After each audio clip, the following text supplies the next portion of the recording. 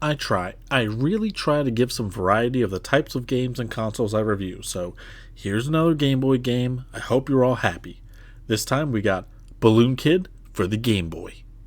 You would think by now I would have learned my lesson to stop reviewing Game Boy games because they just don't have a ton to offer. I mean, I reviewed Grand Theft Auto and the Pokemon trading card game on the Game Boy, and that just isn't a phenomenal track record.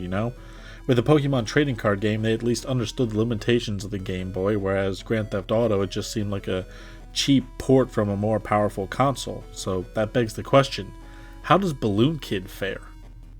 Well, it is a Game Boy game. Come on now, I shouldn't really hold a handheld game's quality to that of a home console game, but I do think Balloon Kid does well enough on its own to be a decent Game Boy game.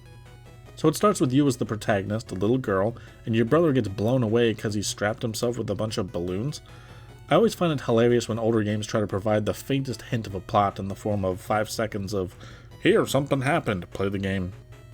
I mean, I don't need a reason to be playing the game like that, I kind of just want to play the game, This actually raises more questions.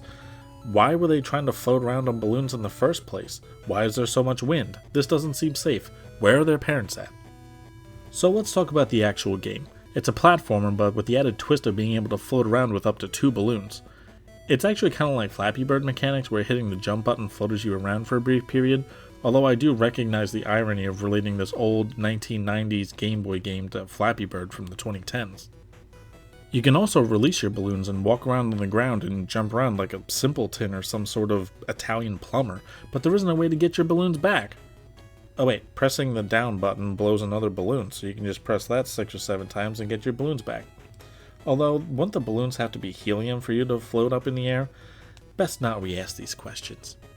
The enemies in the air only pop the balloon that you're holding, whereas the ground enemies will kill you. So it's definitely a gamble in several ways if you let go of the balloons, but there's also rewards. For example, there's bonus stages where you can go and collect all the balloons in this stage coming out of the pipes, and you can get free lives. How do you enter these bonus stages? By entering the Game Boy icons, of course. I don't even know what to say about this. I feel like it's a tad on the lazy side that they couldn't find another way to incorporate entering these bonus stages, but also on the other hand, it just seems amusing and hilarious that there's just these huge Game Boys laying around in this world, so I kind of like it. There's even a portion of the game where there's trees in the background that have smiley faces on them, which is amusing in and of itself, but then when you get closer to the boss portion, they change to angry faces, which is a funny touch and a small detail I can appreciate. So there's enemies in the sky, enemies on the ground, you can lose your balloons, you can have your balloons popped, so it seems pretty straightforward, right? But there's a couple of problems with the game. First off, the boss battles are a little underwhelming. They have predictable paths, so they just go back and forth, and you have to drop your balloons and land on their heads to hit them. I didn't die while doing this, but it seems like it would be hard to get back to your balloons and you would die. I'm not sure if the game physically prevents you from doing that or I just got lucky. There's space where you can fall into a hazard. I didn't do that, but I feel like you can. Also, the difficulty of the game is just not very consistent. Most of the game is pretty easy and I could breeze through it, but then towards the end of certain levels it just ramps up like crazy. I mean, the end of a level is supposed to be harder, but literally just this one screen took up most of the lives that I had built up and it just didn't feel right. It just seemed like out of nowhere.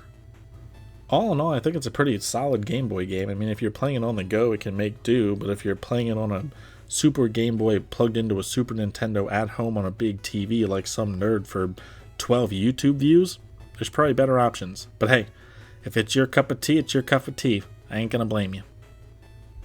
I don't have a platformer list, nor do I have a Game Boy list, so thus this game lands in the middle of the overall rankings. It doesn't do anything horribly wrong, so it saves itself from the bad side of the list, and that is a moral victory I think this game should be proud of. I know there's one Game Boy game out there that really deserves to be reviewed. One series of games that just breaks the Game Boy mold. Guess we'll have to see what that is eventually. Hope you enjoyed watching. Thanks for watching. Look out for another review soon. See you then.